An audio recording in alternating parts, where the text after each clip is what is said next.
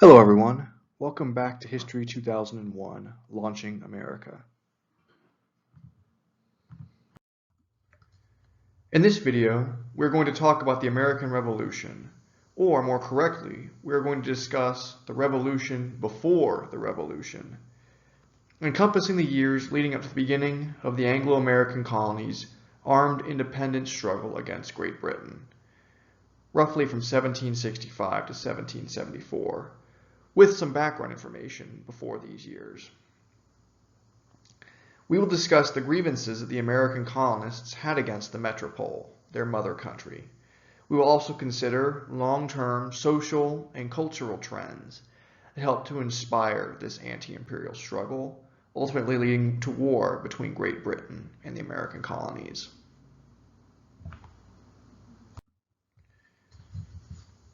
For decades in English colonial history, two major sociocultural trends were at work in the colonies. These trends are called Anglicization and Americanization. Anglicization was a cultural shift in the Anglo-American colonies that saw the colonists begin to develop more positive feelings for England, English culture, and the British Empire as a whole. The primary drivers of Anglicization were political events like the Glorious Revolution, which saw Catholic King James II replaced by Protestant King William and Queen Mary, as well as military conflicts in which the American colonists fought England's imperial enemies, as seen, for example, during the French Indian Wars.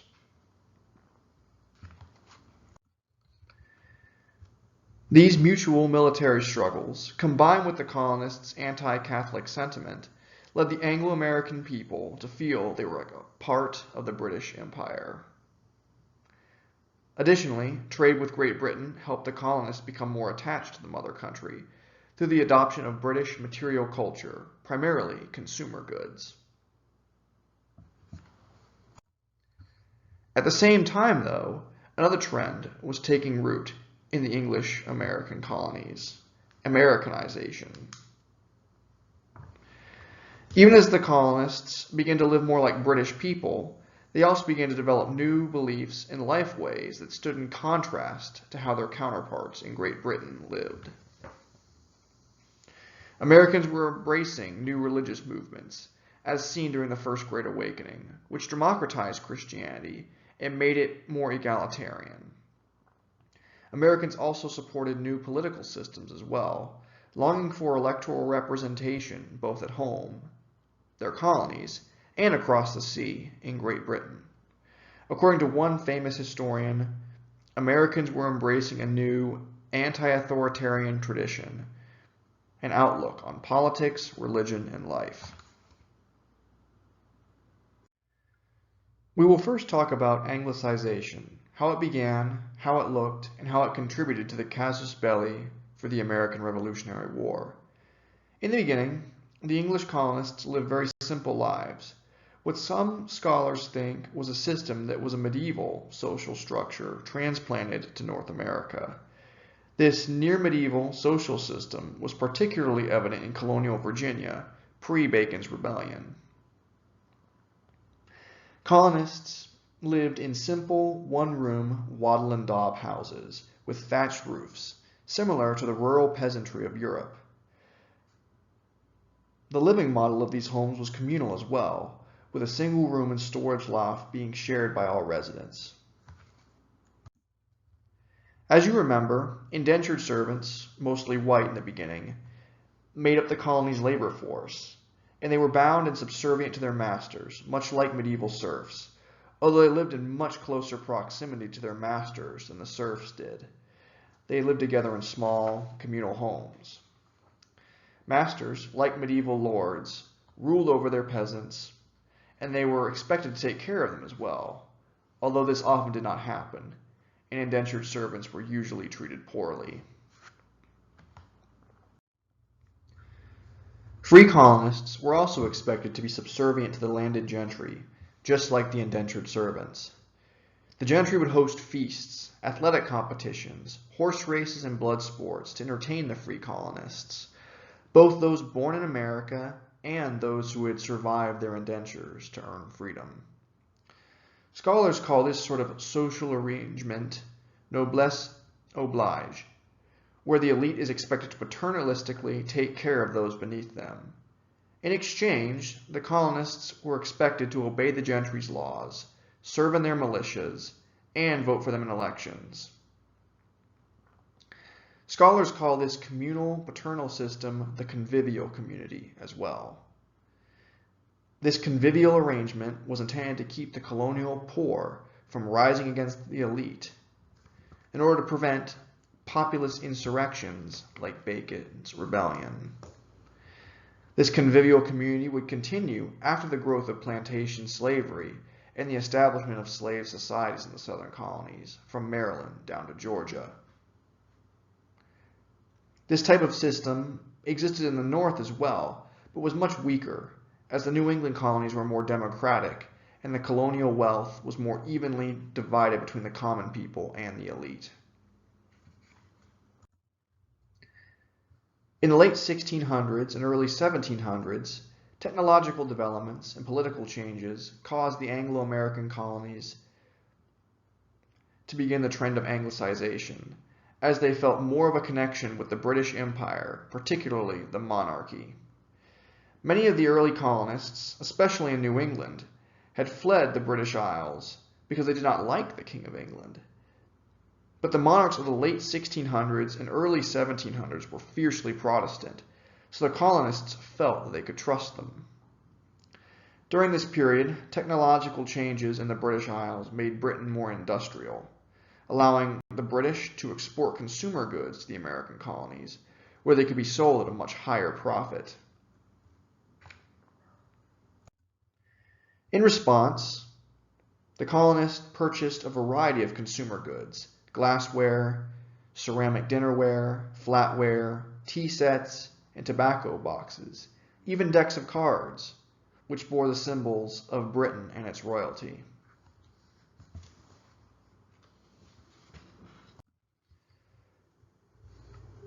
The colonists also purchased consumable goods like tea, coffee, and sugar, which, because they could not be produced in the North American colonies, reminded Anglo-Americans that they were part of the larger British Empire, ruled over by the King in London.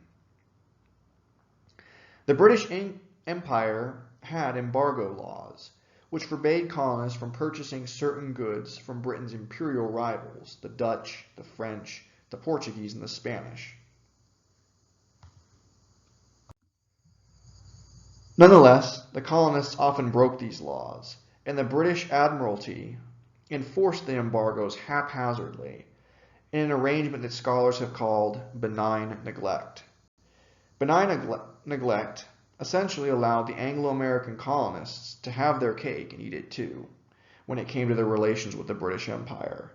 The colonists had the freedom to control their own political and economic affairs while skirting British trade embargoes.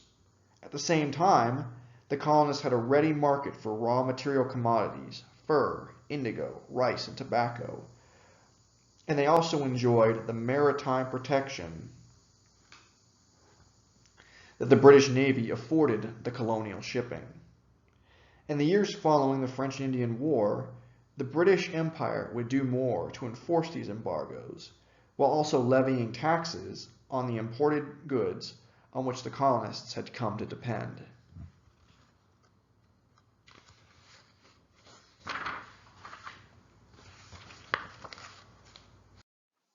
On the subject of dependent,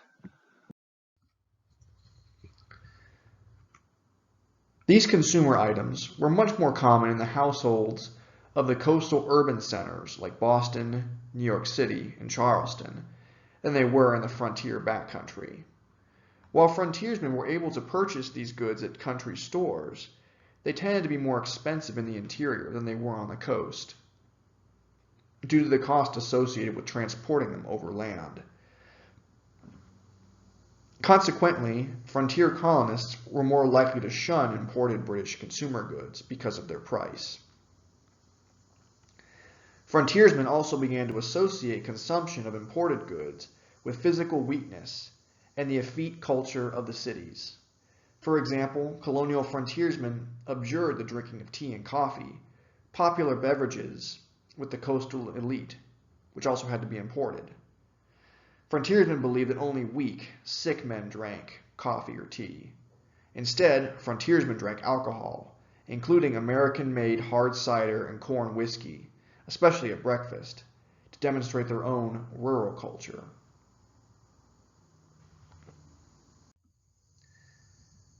Even as the American colonists were being more drawn into the Atlantic world of trade, which was Anglicizing their culture, the colonists were also developing their own new and unique beliefs and life ways, which contrasted them with their counterparts in Britain. While religion was important to most 18th century Europeans, it was far more important to colonial Americans. Some of the American colonies, especially in New England and the mid-Atlantic regions, had been founded specifically for religious reasons. Even though theocratic governance was on the decline in the American colonies by the 18th century, religiosity was on the rise as evangelical Christian sects like the Baptists, the Methodists, and the Wesleyans grew in numbers and influence, especially on the frontier. These new religious sects openly questioned the hegemony of the established Puritan and Anglican elite, and in doing so, they also threatened the authority of the British monarchy as well. If God, the creator of the universe, did not have the final say in a person's spiritual destiny, as the First Great Awakening reformers taught, how could any mere man, even a king, rule over other humans? European visitors to the American colonies, especially British soldiers, were both shocked and uneasy about the religious fervor of everyday American colonists, in contrast to their own people back in Britain. Some even remarked that the colonists' revolutionary, patriot sentiment would not even exist if it were not for the goading and incitement of their religious preachers. To highlight the religiosity of the colonists, consider that during the American Revolutionary War, American troops disinterred the remains of George Whitefield, the famous preacher of the First Great Awakening, in 1775. By the way, we discussed Whitefield in a previous lecture. Although he'd been dead for 5 years, the soldiers took pieces of Whitefield's burial clothes and pinned the relics to their coats, hoping that the divine spirit that inspired Whitefield would protect them in battle.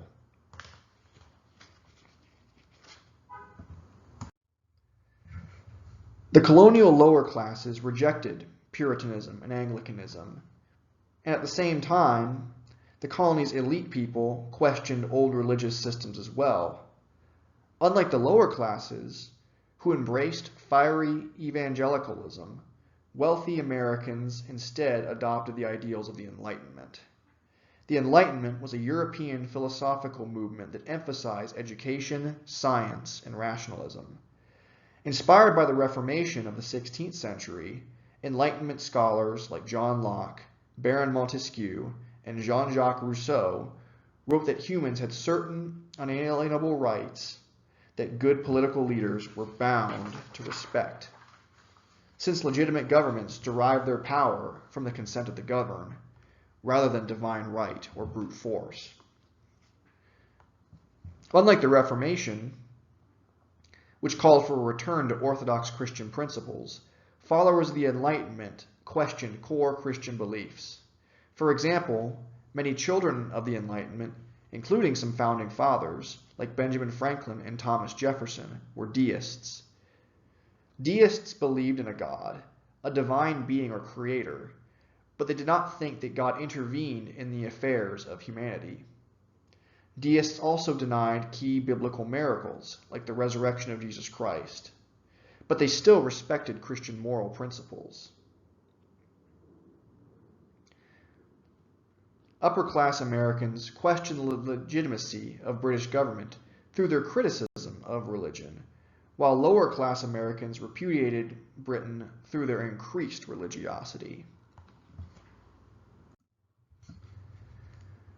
The colonists also lived far better and had a higher standard of living than their European counterparts. The colonists had more and better food to eat, especially meat. The typical diet of a European commoner in the 18th century consisted of bread and grain porridge, called pottage. They consumed their bread and pottage with root vegetables, like turnips, onions, and carrots, and potatoes introduced from the Americas. More well-off peasants might add the occasional chicken egg or dairy product to this meager diet. The peasants rarely ate meat, typically consuming it only during holidays and feast days. Americans also ate porridges and root vegetables, but they ate a lot more meat, both from wild game and domesticated animals. The colonists' varied diet has been confirmed by archaeologists, who have discovered and investigated their trash piles, called middens, and their outhouse toilets, called privies or necessaries. Archaeologists have found bones and faunal material in these depositories, leading them to see how varied the colonial American diet actually was. European observers were shocked to see that American colonists, even the poor, tended to be several inches taller than their counterparts back in Europe.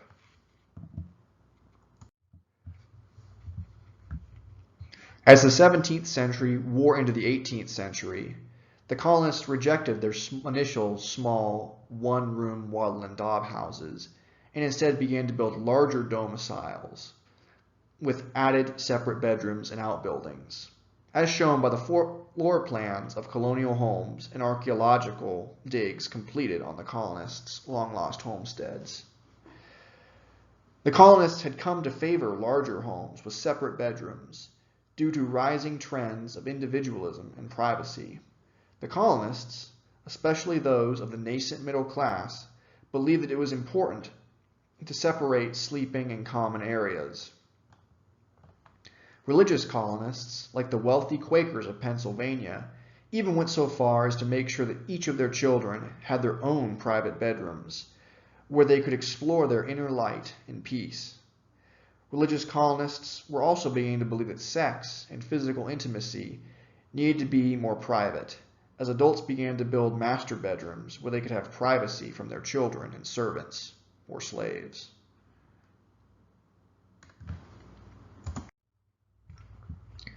The colonists also began to build large but ornate chests in which they stored their clothing, primarily undergarments, their unmentionables. This belief in individualism and privacy, core American values, would also undermine the colonists' loyalty to the mother country, as they began to think of themselves as their own people, not subject to a king or parliament across the Atlantic Ocean. Developments like Americanization, which saw the American colonists begin to live their lives in ways that were different from their counterparts in Europe, combined simultaneously with the colonists' higher standard of living and taste for imported British goods, Anglicization. Both of these trends actually caused friction between the settlers and their mother country. As we discussed previously, the British Empire, in the wake of the French and Indian War, began to retire their benign neglect relationship with the American colonists.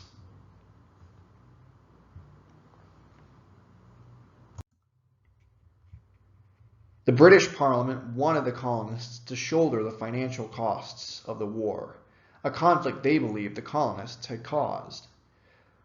Although the war had been a massive victory for Britain, it was very expensive, costing about £50 million, almost doubling the British national debt at the time. To this end, Parliament called for taxes to be levied on goods the colonists imported from Britain. Parliament also called for the strengthening and increased enforcement of the old embargoes to make sure that the colonists did not just buy foreign, untaxed goods.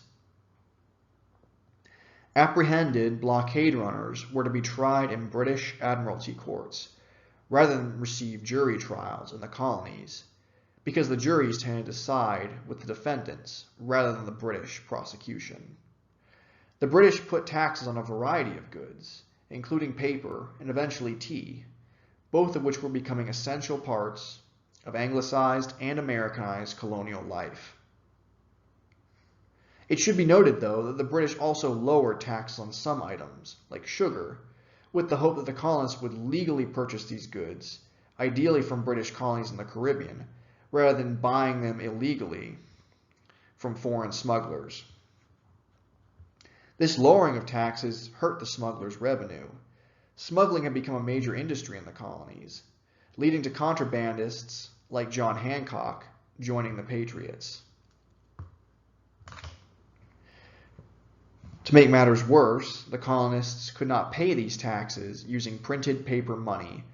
They had to pay with British currency, which was all the more difficult since the colonies were experiencing a recession at the end of the French and Indian War.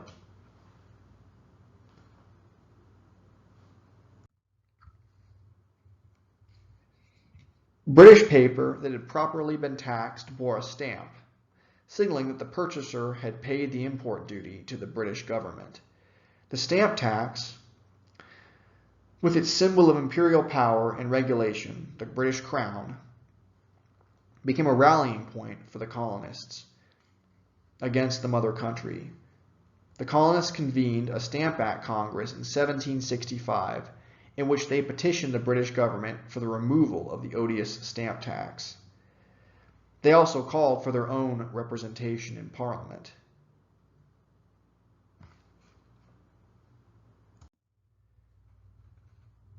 The British government responded that the colonists did not need representatives on the floor of Parliament. As colonists, they had virtual representation in the person of the British monarch, in this case, King George III, who had ascended the throne in 1760 during the French and Indian War.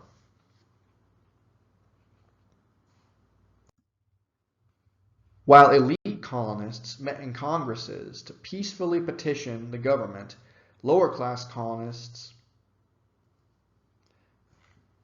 reverted to more violent means of tax revolt, including the burning of effigies in imperial bureaucrats, the ransacking of British officials' homes, and in some cases, assaults against tax collectors and custom agents, including the use of tarring and feathering.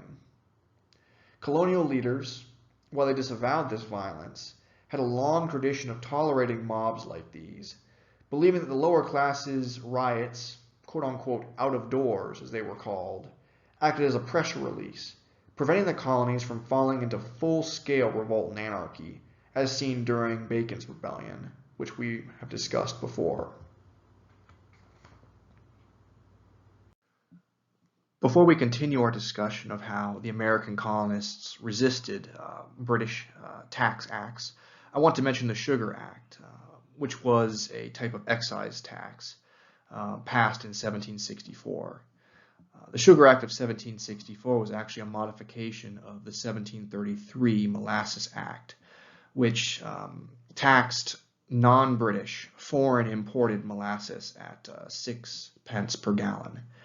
This non-British molasses came from the French, Spanish, and the Portuguese Caribbean colonies. It was a lot cheaper than British sugar and molasses from places like, say, Jamaica or Barbados. And the American colonists, looking for a good deal, preferred to buy the cheaper non-British molasses. The British government, of course, wanted to increase their own sugar and molasses production, so they passed this 6 pence per gallon tax on non-British molasses and sugar products. And molasses and sugar are very important to the American colonists, not only because they can be used to make rum, but sugar is a sweetener, and sugar is, of course, very addictive as well, as I've mentioned previously. And the colonists generally avoided paying this tax by just buying their sugar and molasses illegally. They would smuggle it from French and Spanish and Portuguese colonies. They would skirt the British regulators and not pay any taxes at all. Some also bought British-made molasses and sugar, which was more expensive. So basically, the 1733 Molasses Act didn't really work. It was too aggressive. The tax was too high. So the American colonists just smuggled goods instead. The 1764 Act actually lowered the tax on non-British sugar to 3 pence per gallon, cut it in half, with the hope that the American colonists would stop their smuggling and would just pay the tax, the lowered tax. At the same time, the Sugar Act also called for increased enforcement of laws against smuggling of non-British sugar. Smugglers who skirted the taxes, illegally importing these goods without the proper duties, instead of being tried in the colonies by a jury of their peers, they would instead be tried in admiralty courts. And these admiralty courts usually were in Nova Scotia, Canada, and there was usually no jury in the admiralty court. It's almost like a military court. And this was because these colonial courts usually acquitted the smugglers, because the smugglers were members of their community and the smugglers provided inexpensive goods. So the tax was lowered, but the fact that smugglers lost their right to a trial by jury angered American colonists. They felt that their rights as British subjects to a trial by jury were being threatened, which they in many ways were being threatened. Also, the idea behind the tax was to increase revenue. The 1733 Act had been much more about protecting British sugar production, but the 1764 Act was much more about raising revenue. And the idea was the revenue from this tax would help pay for the French and Indian War, which was very costly, and which many British politicians believe was the fault of the American colonists. But it would also fund a 10,000 strong British standing army in the American colonies. And this army was supposed to protect the colonies, but over time, Americans were really becoming to hate the British Army's presence in their colonies. They felt it was a violation of their rights as well. Every bit as much as losing the right to a trial by jury was. So naturally, they opposed the Sugar Act, not just because they don't want to pay the tax, but because they want to protect their rights. The most effective way that the colonists resisted the Stamp Act, though, was through non-importation, or the boycott of British goods. As a result of these acts of resistance in the colonies, along with petitions from British merchants whose export revenue had been lowered by the taxes and the boycotts, the hated Stamp Act was repealed in 1766 to relief on both sides of the Atlantic Ocean. In exchange, Parliament issued the Declaratory Act, which stated the colonies were bound to follow future parliamentary laws, even though they still had no real representation in Parliament. Now I want to mention the political situation in the British Isles and how it affected the American colonists' fight against taxes and fight against the British government's attempt to control the colonies. At this time, there's two British, what I would call proto-political parties. They're not quite organized enough to really be political parties in the modern sense of the word. And these are the Whigs and the Tories. The Americans could not vote for members of Parliament, but they did find common cause with the British proto-political party called the Whigs. The Whigs tended to be urban people, dissenting Protestants, people who were not members of the Anglican Church, or they tended to be people who were influenced by the ideas of the Enlightenment as well. It's an interesting group religiously speaking. Economically speaking, the Whigs tended to be middle class or self-made businessmen, people who had become wealthy through their business acumen, through their trade deals, rather than because they were part of the nobility. There were some nobles that were in the Whig political faction, but early on it's definitely much more of a middle class party. And these Whig businessmen, they made their money often by trading with the colonies. And when there's taxes put on British goods goods being sold by the British to the colonies. That hurts their business because the American colonists will buy less of taxed goods. They don't buy taxed goods to the same degree. And in some cases, of course, the colonists made boycotts. They stopped importing British goods. This really hurt the bottom line of the Whigs. The Whigs were supporters of free trade. They wanted to be able to sell as much as they could to the American colonies so that they could make money. And of course, the Whigs, as a sort of political faction, had been around since the late 1670s. British people who supported the taxes and legislation related to these taxes tended to be from the Tory political party or political faction. Religiously speaking, the Tories tended to be Anglican or in some cases Catholic. They tended to be rural people. They tended to be landed gentry, members of the nobility. There were poorer people who supported the Tories as well, but they tended to be more rural people. And there were a lot of military officers who were Tories as well.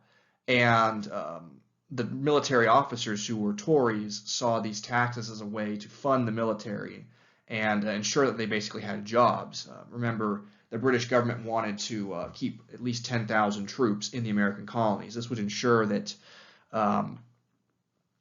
these military officers would continue to have employment after the French and Indian War had ended. They did not want to have to enter civilian life. This is because the British laws did not allow for a standing army in Britain, but a standing army was possible in the colonies, even though the colonists were really coming to hate having the British army living in the colonies with them. So Tories tended to support these taxes because it was better for them financially. It helped the military. And the Whigs did not support these taxes because they were businessmen and the taxes hurt their business. And George III tended to lean more on the Tory side of things, but the Whigs were still a pretty important player in British politics well into the mid-1700s. And they will actually play a role in some of these taxes being repealed. With this background information about British politics, we'll continue our discussion of the taxes that the British government is passing against the American colonies.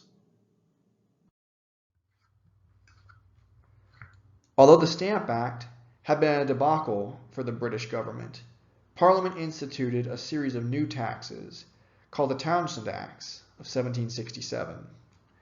Named after British tax official Charles Townshend, the Townshend Acts taxed a variety of goods, including paint, glass, and tea. All three of these goods were essential for both the Anglicization and Americanization of the American colonies. Paint and glass were necessary for the construction and adornment of the expanding American homes.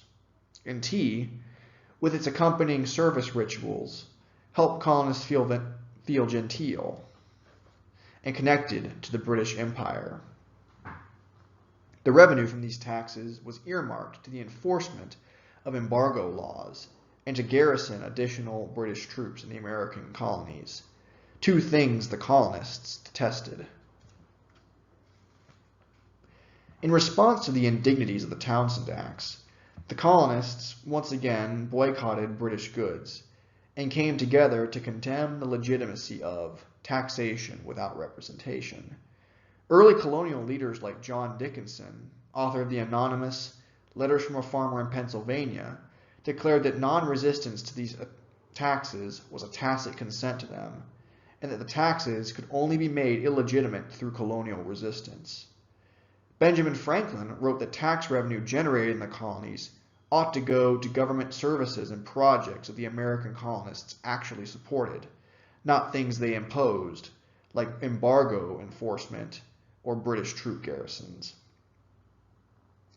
As was the case with the Stamp Act, British exports to the colonies declined steeply, and all of the Townshend Acts, except for the duty on tea, were repealed in 1770. 1770 was also an important year as it saw the Boston Massacre, an important, if small, violent interaction between the British military and American colonists. The British government, since 1765 and the Stamp Act, had increased its garrisons of troops in the American colonies, centering their deployment on major coastal urban centers like Boston. Boston was the site of a lot of smuggling, so it was natural that the troops were deployed there. The troops' deployment in Boston angered Bostonians from a variety of backgrounds. Obviously, the smugglers hated having the troops stationed in their city, but everyday middle-class Bostonians did not like having the troops in their city, as they were billeted or quartered in the colonists' barns, stables, and taverns, and also on shared spaces like the Boston Common or Town Square. What is more, in an age before credit cards, British troops did not always pay for their bills or goods or services on time when they did business with colonial merchants. Lower-class colonists also chafed under the British occupation as well. The underpaid British soldiers sought odd jobs during their liberty hours, driving down wages for working-class Bostonians, who were already feeling the squeeze of the economic slowdown that came as a result of the boycotts. Poor men and women rioted frequently in colonial America, and while the colonial elite often looked the other way during these riots, the same could not be said for the British Army. On March 5, 1770, an angry mob was harassing a squadron of British troops, pelting the soldiers with snowballs, rocks, and sharp oyster shells. The crowd grew quickly, soon including at least 300 rioters. The squad's leader, Captain William Preston, ordered the angry crowd to disperse, while commanding his men to load their muskets and assume a defensive position. The crowd continued to assault the soldiers, daring them to fire their muskets. Then the troops attacked the crowd, firing into them and killing 5 of the rioters, wounding 3 more. Among the killed was Crispus Attucks, an African American. Scholars consider Attucks to be the first American killed during the Revolution, as well as the first African American killed during the Revolution, even if full-scale combat between Britain and the colonies would not begin for another 5 years. The British troops were arrested, and rather than being court-martialed in Britain by a military tribunal, they were put on trial in a civilian court in Boston. While the city was divided between patriots and loyalists, many expected the soldiers would not receive a fair trial and would be executed for killing the rioters in self-defense. As an aside, the patriots often referred to themselves as Whigs, after the British political party that supported their anti-tax stance. Loyalists were often known as Tories because the Tory party took a harder line against the colonies. Many patriots/Whigs believed that it was important that the soldiers receive a fair trial, as convicting them in a biased, kangaroo-style court would damage their movement and transform the convicted soldiers into martyrs for the loyalists/Tories. The soldiers' defense was a local lawyer named John Adams, a patriot leader and eventually the 2nd President of the United States. Though he was a patriot, Adams defended the soldiers using both skilled legal techniques and racist invective. For example, Adams decried the mob as being made up of dangerous black men like Attucks and unruly Irishmen and sailors. While we might not appreciate Adams' racist rhetoric, we can admire his commitment to helping his clients that he would have opposed in order to get a fair day in court.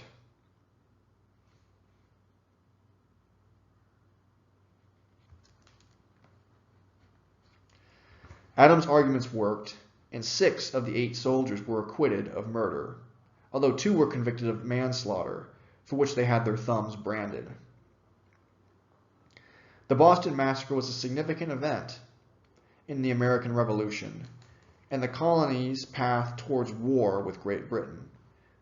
It was the first case of British troops spilling American blood, but it also showed the organization of the American patriots who, though angry at the killing of their people by the soldiers, realized that they must not betray their principles in the name of revenge.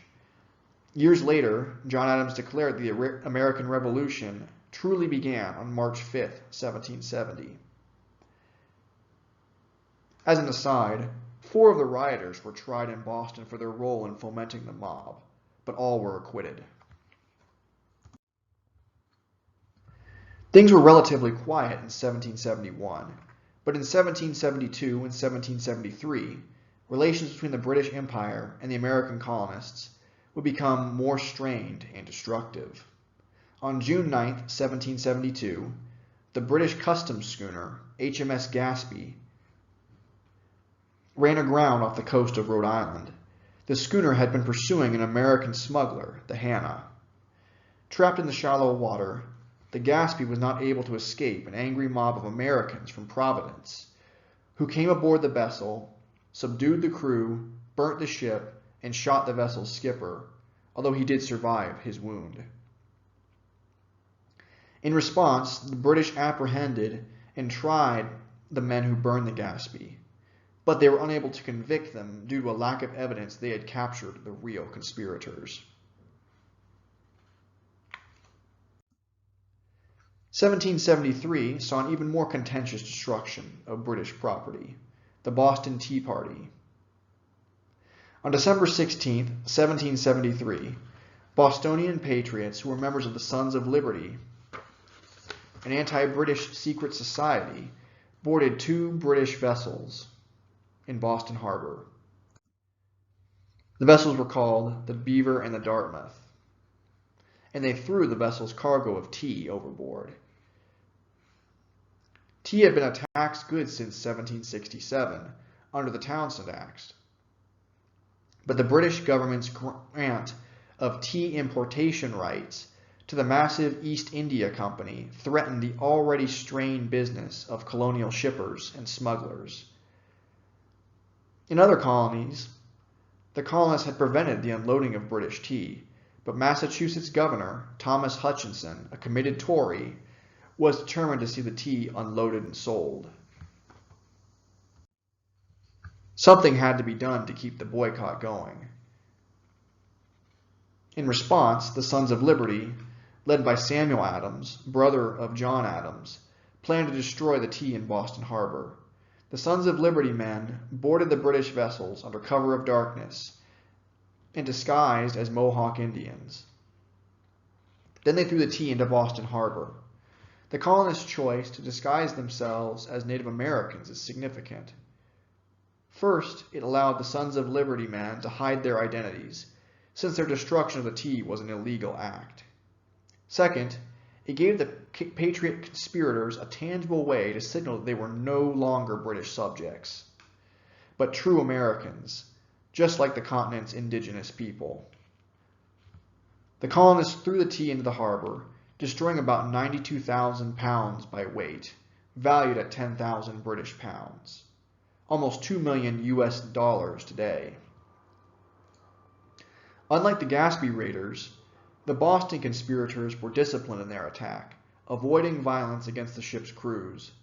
They even made sure to sweep the decks to make sure that all the tea had been destroyed, and they also verified that none of their men stole any of the tea for themselves.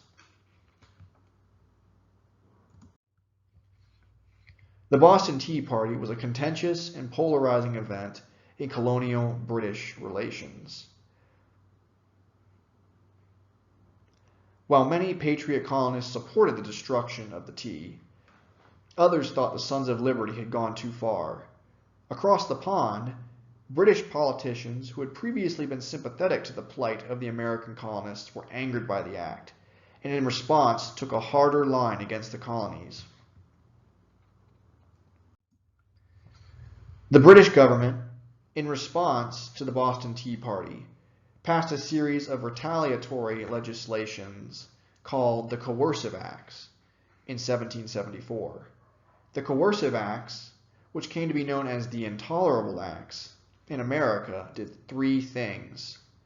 First, the acts revoked Massachusetts' colonial charter, effectively taking away the colony's home rule. This revocation alarmed the people of all 13 colonies, who realized that if Massachusetts could lose its charter, then so could they. Second, the Intolerable Acts allowed Massachusetts governor, the loyalist Thomas Hutchinson, to send British defendants back to England for trial, meaning the jury would be British instead of American. American smugglers had previously been sent back to Britain to be tried in admiralty courts, but the Intolerable Acts conversely allowed British defendants to be tried back in Britain, where they would be acquitted, undermining the colonial justice system, which had actually worked pretty well during the Boston Massacre of 1770.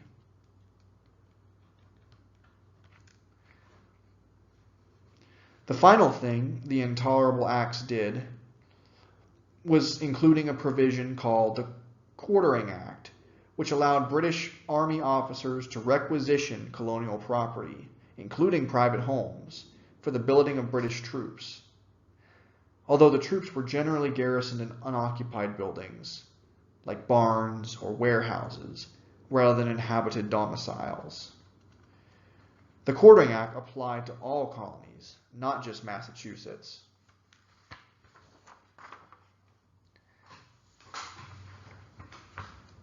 At the same time of the Intolerable Acts, Britain also passed the Quebec Act of 1774, which mandated the Ohio country belong to the Catholic, French-speaking province of Quebec, rather than the English colonies. The Quebec Act angered American frontiersmen who wanted to settle in the Ohio country but did not want to live under the rule of the Quebecois.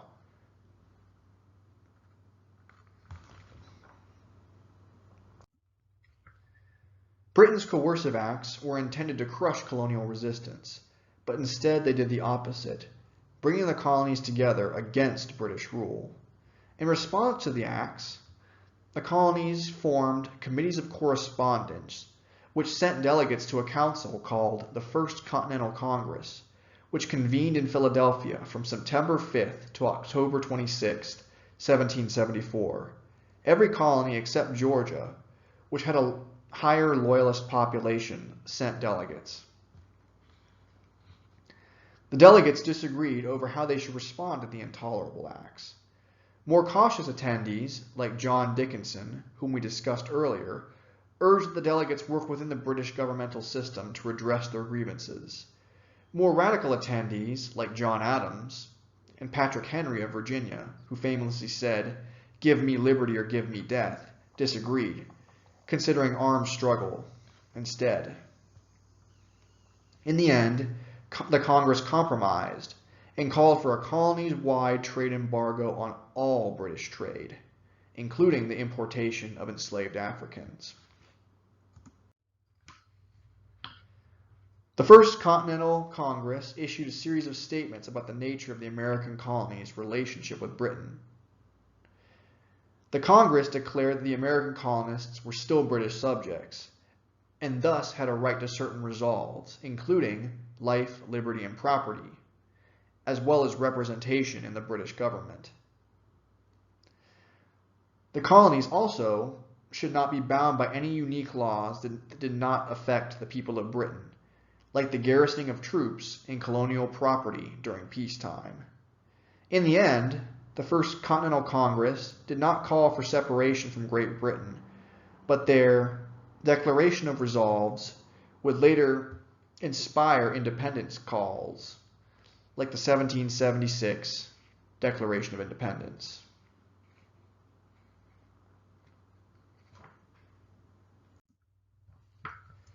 The First Continental Congress, which was intended to offer a compromise and seek peace with Britain, actually did the opposite. The Congress's demands hardened the British government, in particular King George III, the colonists' virtual representative. It turned his opinion against the colonies. The Congress also further galvanized the American colonies, whose citizens realized the British government, in particular the king, would not peacefully give up their demands. While patriot sentiment grew, especially in New England and the Mid-Atlantic, Loyalism remained popular in the newer Deep South colonies like Georgia and South Carolina.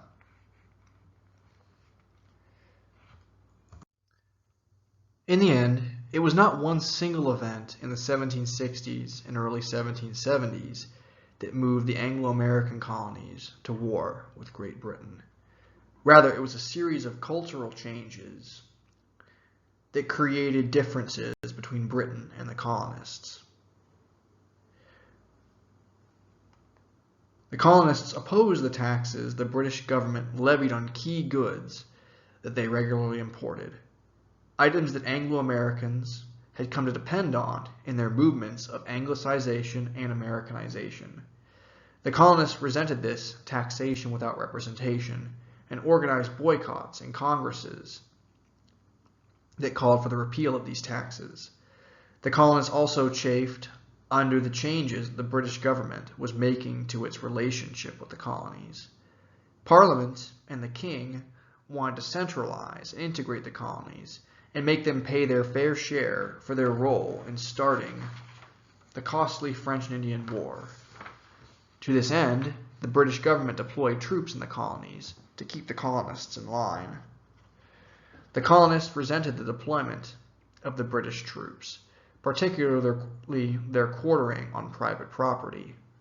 The friction between the colonists and troops helped to inspire the Boston Massacre of 1770, which created the first martyrs for the colonial independence cause. Later events, like the Boston Tea Party of 1773, caused the British government to take an even harsher stance against the colonists by undermining their colonial charters. The British government also prevented Western expansion on the frontier and increased the quartering of British troops on colonial property. The colonial elite tried to make peace with Britain at the Continental Congress of 1774, but their efforts for unification only drove the colonies and the mother country further apart. War was on the horizon. We'll discuss the armed conflict between Great Britain and the American colonies in future videos.